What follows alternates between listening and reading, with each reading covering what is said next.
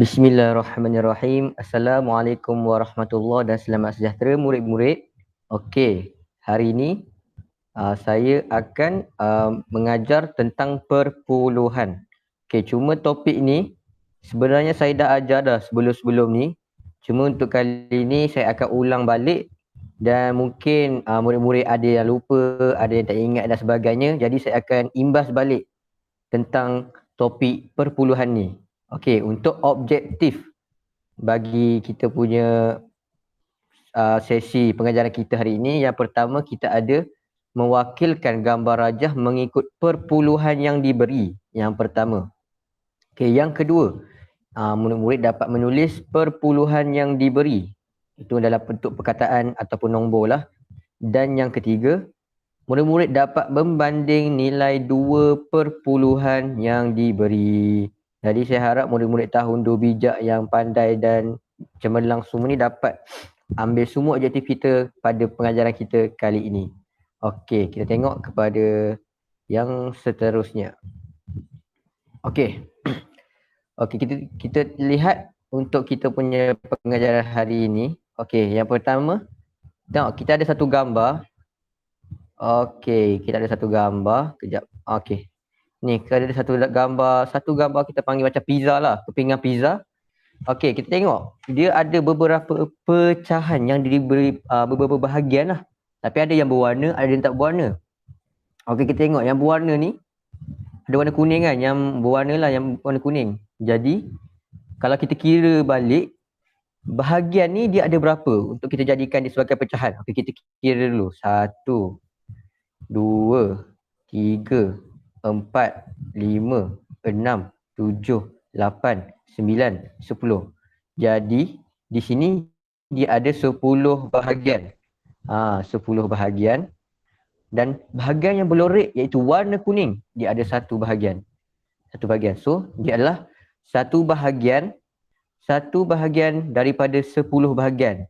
Itu kalau daripada bentuk ayat dia lah, kita ada satu bahagian berlorek yang warna kuning daripada 10 bahagian. Jadi ada 9 bahagian tak berlorek dan total semua adalah 10 bahagian. Jadi kalau bentuk pecahan dia berapa? Ini ialah 1/10. Sebab apa 1/10? Sebab ada satu bahagian yang berlorek daripada satu bahagian yang berlorek iaitu warna kuning daripada 10 bahagian. Itu adalah gambar yang pertama. Tapi kita tengok untuk kita tukarkan dia menjadi perpuluhan. Jadi benda pecahan ni, per 10 ni, kita boleh tukar dia jadi perpuluhan. Okey, macam mana nak tukar dia jadi perpuluhan? Okey, yang pertama, kita perlu tahu, di dalam satu pecahan tu, dia ada pengangka dan penyebut. Okey, macam mana nak tahu pengangka dan penyebut? Senang je. Okey, yang pertama kita tengok gambar yang atas ni, bahagian yang atas ni, ialah pengangka. Yang kalau 1/10, satu tu ialah pengangka. Yang bahagian atas ialah pengangka. Okey, untuk yang bahagian bawah pula, yang 10 ni, ini pula penyebut. Senang. So, penyebut, kita sebut pengangka dan penyebut. Jadi, ialah 1/10. Jadi, untuk kita tukar dia kepada nombor perpuluhan persepuluhan daripada pecahan per 10, kita ambil je pengangka tu dan letak selepas titik perpuluhan. Okey, kita ada kos sifar. Ini adalah sebutannya sifar. Ini ialah sifar. Okey, dan inilah titik perpuluhan. Titik perpuluhan. Dan pengangka ni, pengangka yang satu ni kita bawa kepada selepas titik perpuluhan itu.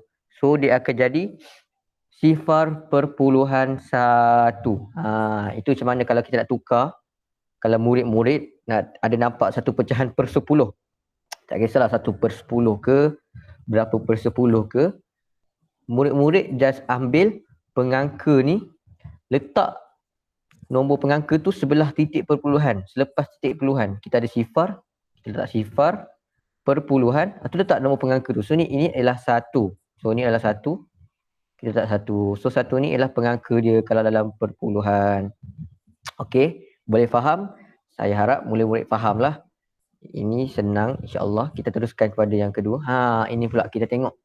Kalau tadi kita ada pizza ataupun satu bulatan yang ada beberapa bahagian, di sini ni adalah bentuk segi empat tepat. Di mana segi empat tepat ni dipecahkan kepada 10 bahagian. Betul ke 10 bahagian? Kita kiralah 1, 2, 3, 4, 5, 6, 7, 8, 9, 10. Okey, betul. 10 bahagian. Dia ada 10 bahagian. Dan betul tak dia ada dua bahagian yang berlorek? So kita tengok ada dua bahagian berlorek. Kita tulis dua bahagian berlorek. So kalau dalam bentuk konteks ayat dia, dua bahagian daripada 10 bahagian. Dua bahagian tu ialah bahagian yang berlorek lah. Kalau kat sini dia tu ada bahagian berloreknya warna hijau.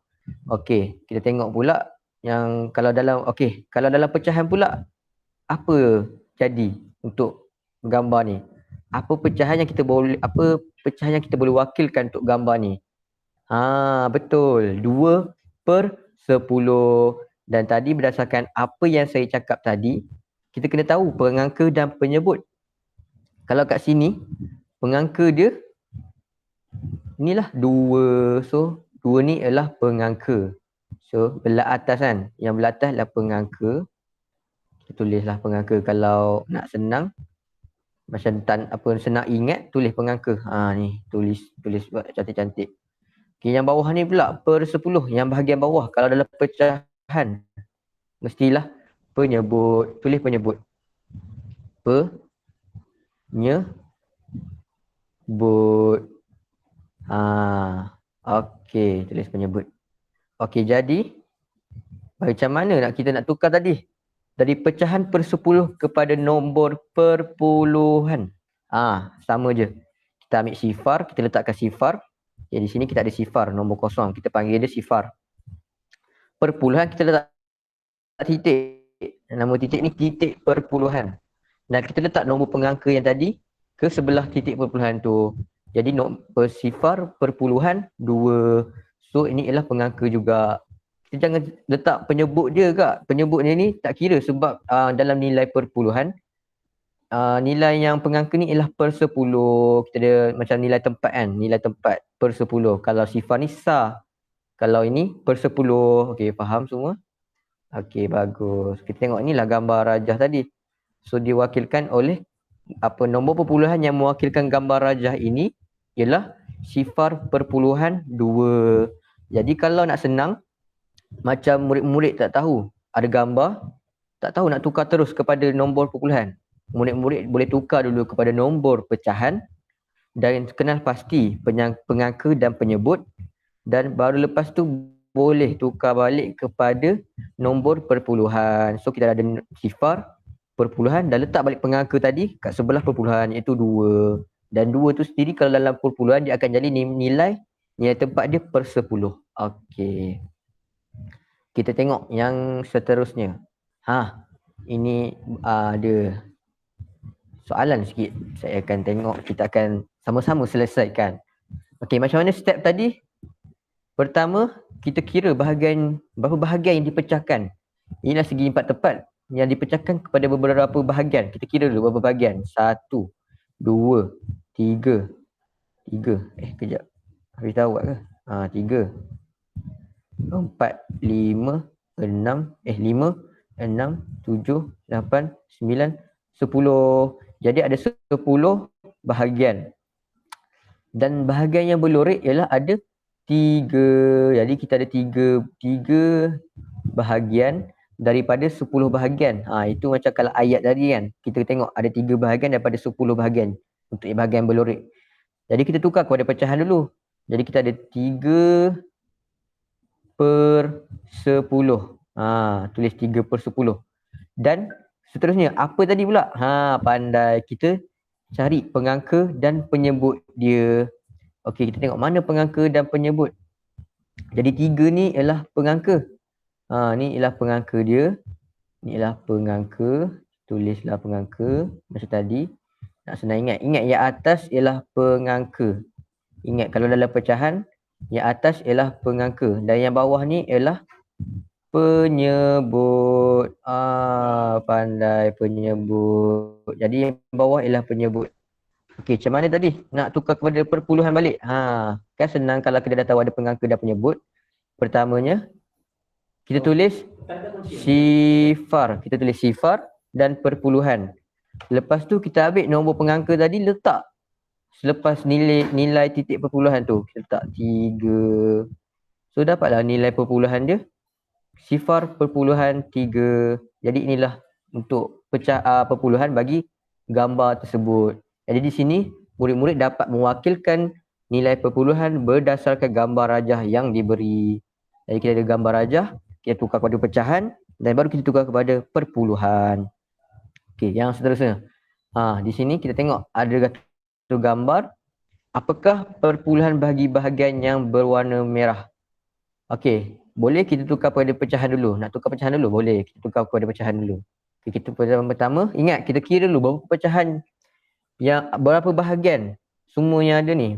Kita kira 1, 2, 3, 4, 5, 6, 7, 8, 9, 10. Okey, 10 bahagian. Kalau nak senang, tulis terus 10 bahagian. Kita ada 10 bahagian. 10 per. Dan berapa bahagian berlorik? Kita ada 1, 2. 2 bahagian berlorik. Jadi, kalau untuk pengangka, atas atau bawah? Betul. Atas. So, atas ni ialah pengangka dan bawah ni ialah penyebut. Jadi, kita teruskan. Tukarlah. Sama dengan sifar perpuluhan 2. Inilah perpuluhan bagi bahagian yang berwarna merah. Sifar perpuluhan 2. Okey. Tengok yang seterusnya. Okey, kita tengok sama juga. Apakah perpuluhan bagi bahagian berwarna biru? Ingat, pertama-tamanya, kita kiralah bahagian yang berapa pecahan, berapa bahagian? 1, segitiga kan? Ni adalah segitiga, berapa segitiga? Pecahan bahagian segitiga yang ada, yang semua keseluruhan daripada gambar ni. Ada 1, 2, 3, 4, 5, 6, 7, 8, 9, 10. Tapi kalau gambar ni saya risau murid-murid macam pening, macam akan keliru sikit dengan gambar ni. So kira betul-betul. Kita tandakan kat segitiga tu. Setiap segitiga tu kita tanda. Okey, jadi kat gambar ni ada totalnya, ada keseluruhannya ialah 10 bahagian. Dan bahagian yang berlorik ataupun berwarna biru ada berapa? 1, 2, 3, 4. 4 bahagian. Jadi ialah 4 bahagian daripada 10 bahagian. Ataupun dalam pecahan kita boleh tulis 4 per 10. 4 per 10. Okey, kita terus pula nak tukar kepada perpuluhan. Jadi senang je. Tukarlah kepada perpuluhan. Sama dengan tulis sifar perpuluhan. Kita tengok mana pengangka, mana penyebut. Jangan tulis sifar perpuluhan 10 pula. Ni salah ni. Kalau ni salah. Ni salah. Kita padam. Padam ni. Jawapannya bukan sifar perpuluhan 10. Sebab 10 tu ialah penyebut. Yang kita kena tulis lepas nilai ataupun tempat titik perpuluhan tu ialah pengangka. Jadi kita tulis sifar perpuluhan 4. Jadi inilah sifar perpuluhan 4. 4 ni pengangka, 10 ni penyebut.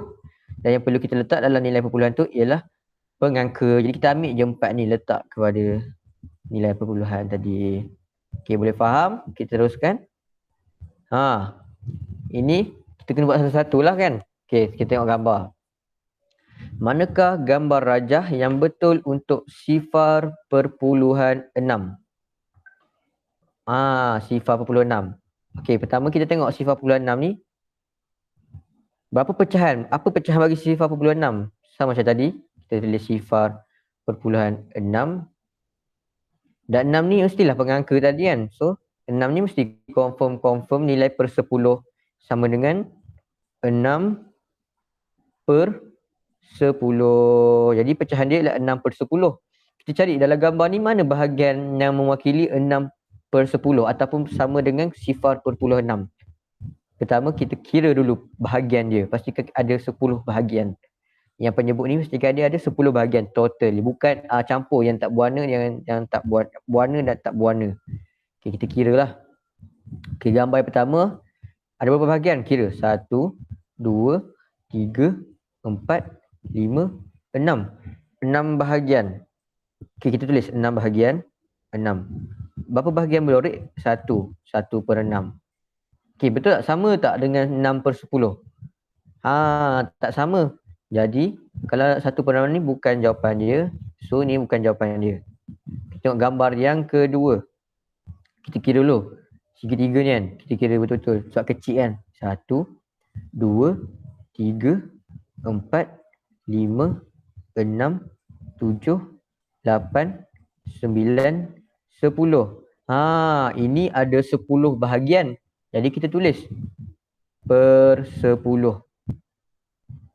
Okey, kita kira pula bahagian yang berlorek ataupun yang bahagian yang ada warna. Kalau kat sini warnanya biru, turquoise macam tu. So kita kira 1, 2, 3, 4, 5, 6. Gambar ni betul 6/10. Kita tulis 6/10. Jadi samalah dengan 6/10 ataupun sama dengan 0.6. Jadi gambar kedua ni ialah betul. Kita tengok gambar yang ketiga. Kita tengok gambar ketiga, sama juga macam tadi. Pertamanya kita kira berapa bahagian yang ada dulu. 1, 2, 3, 4, 5, 6, 7, 8, 9, 10. Jadi 10 bahagian, tulis 10/10. Totalis per 10. Kita kira pula bahagian yang berlorek atau kat sini bahagian yang berwarna kuning. Kita kira 1, 2, 3, 4, 5, 6. 6. Kita tulis 6/10. Ni sama. 6/10 ataupun sama dengan 0.6. Jadi gambar yang ketiga ni, rajah yang ketiga ni betul. Jadi ada dua gambar yang betul untuk 0.6, iaitu gambar yang kedua dan gambar yang ketiga. Okey, kita tengok yang seterusnya. Okey, kalau tadi kita berjaya tulis dalam bentuk, kita tulis perpuluhan dan kita berjaya wakilkan gambar rajah kepada nilai perpuluhan. Tengok yang seterusnya lah, kita perlu bandingkan perpuluhan. Kalau banding ni kita kena tahu banding ni sama dia ada dua benda. Kita kena bandingkan yang benda ni lebih kecil atau lebih besar atau lebih banyak dan sebagainya. Dia mesti ada yang lebih. Itu adalah perbandingan. Okey, kita tengok ni. Di sini ada step dia. Okey, kita ada dua gambar rajah. Kita ada dua gambar rajah. Kita tengok gambar rajah pertama dan gambar yang rajah kedua. Manakah yang lebih kecil? 0.1 atau 0.2? Okey, kita ada dua gambar rajah ni mewakili 0.1 dan 0.2. Tapi macam mana kita nak bandingkan ni? Okey, kita ada tiga cara-cara, tiga langkah. Yang pertama kita tengok, lihat pada bahagian yang berlorek. Kita tengok bahagian yang berlorek. Kalau bahagian yang berloreknya lagi banyak, maksudnya itu lebih besar. Kalau bahagian yang berloreknya lebih sikit, maksudnya itu adalah lebih kecil. Itu kalau kita tengok bahagian yang berlorek. Jadi kita tengok kat sini bahagian yang berlorek, gambar yang pertama ni ada berapa? Ada satu bahagian yang berlorek. Kita tengok satu bahagian. Kalau gambar yang kedua ni ada berapa bahagian berlorek? Ada satu, ada dua. Ada dua bahagian berlorek. Jadi kat sini ada satu bahagian berlorek. Kat sini ada dua bahagian berlorek. Lepas tu kita tengok nombor satu ni dia kurang daripada dua. Jadi satu ni dia kecil lah. Maksudnya kalau gambar rajah pertama ni bahagian yang berloreknya satu. Maksudnya lebih sikit daripada gambar rajah yang kedua. Sebab satu lebih kurang daripada dua. Kurang daripada dua. Jadi maksudnya 0.1 adalah lebih kecil daripada 0.2. Jadi kat sini kita boleh tulis 0.1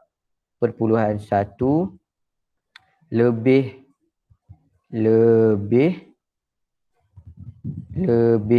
kecil daripada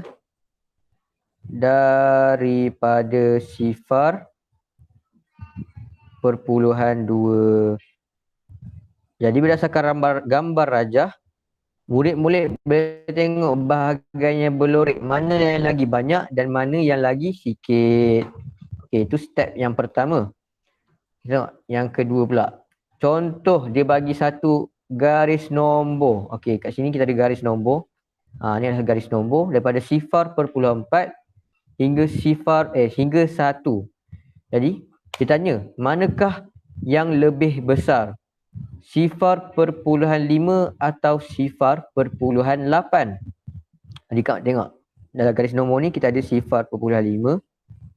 Ni ialah 0.5 dan 0.8. Mana yang lagi besar antara dua perpuluhan ni? Okey, ingat. Semakin ke kanan, nombor tu semakin besar. Maksudnya kalau kita semakin ke kanan mana? Ke arah sini kan, ke kanan, nombor tu akan semakin besar. Kalau makin ke kiri, nombor tu makin kecil. Itu kalau kita guna garis nombor. Jadi kita tengok 0.5 dan 0.8. Mana yang berada kat kanan? Pandai. 0.8 kat kanan. Jadi yang lebih besar ialah 0.8. Jadi kita tulis 0.8 lebih besar. Lebih besar daripada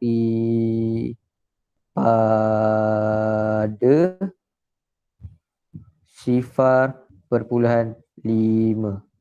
Okey. Jadi contoh kalau 0.8 kan lebih besar kan? Tapi kalau 0.8 dengan 0.9, mana yang lagi besar? Kita tengok gambar raja, kita tengok garis nombor ni 0.9. Mana yang ada kat kanan? 0.8 ke 0.9? Pandai. 0.9. Jadi kalau kat sini 0.9 lebih besar daripada 0.8. Kan kalau 0.8 ni pula lebih kecil daripada 0.9. Sebab apa? Dia berada kat kiri. Semakin kiri semakin kecil nombor. Okey. Tengok ada dua gambar. Tentukan lebih besar daripada dan lebih kecil daripada. Okey, kita ada dua gambar rajah. Ada gambar rajah ni mewakili 0.2 dan 0.6. Okey. Kalau kita ada dua teknik ni, tengok yang lebih banyak berlorek dan makin ke kanan. Kalau di sini kita guna yang bahagian yang berlorek. Sebab kita ada gambar rajah bukan garis nombor.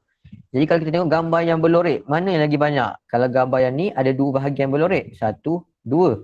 Kalau gambar yang kedua ni pula ada berapa bahagian berlorek? Kita kira lah. 1, 2, 3, 4, 5, 6. Okey, ini ada 6 bahagian berlorek dan ini ada 2 bahagian berlorek. Mana yang lebih besar? Okey, pandai. 0.6. So kita tulis 0.6 lebih besar daripada apa? 0.2. Itu kalau lebih besar. Kalau lebih kecil, mana lebih kecil? 0.2. Sebab apa? Bahagian berloreknya lagi sikit. Jadi kita tulis 0.2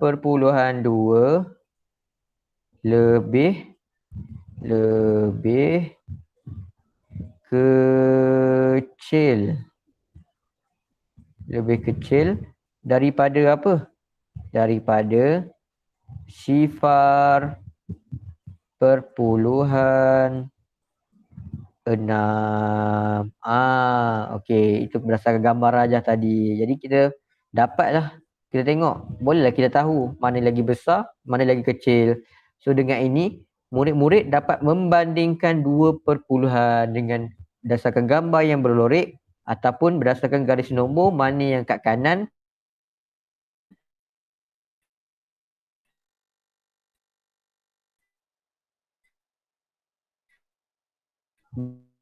dan mana yang kat kiri. Kesimpulan ni Tak bergerak ya.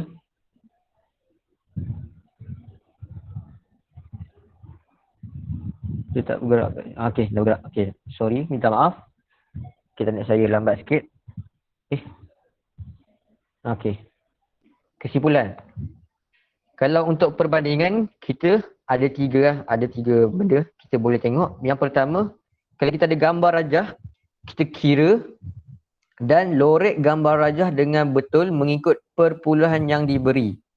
Contoh kita ada nombor puluhan, kita ada bagi nombor perpuluhan dan murid-murid perlu lorek dengan betul apa berdasarkan nombor puluhan yang diberi untuk mendapatkan lorekan pada gambar rajah dengan betul.